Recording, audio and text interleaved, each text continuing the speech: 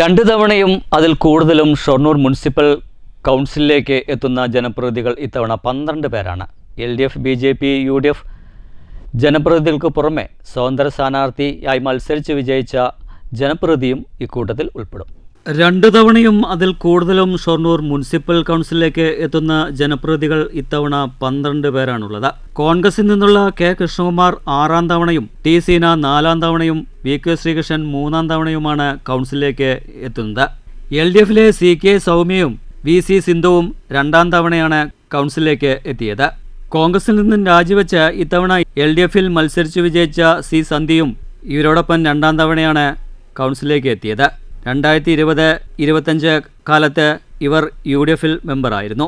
BJPയിലെ T. Bindu 4-ാം തവണയും, സിനി മനോജ് 3-ാം തവണയും, EP Nandakumar, A. Gopakumar, Nisha എന്നിവർ 2 തവണയുമാണ് മുനിസിപ്പൽ കൗൺസിലിലേക്ക് എത്തുന്നത്.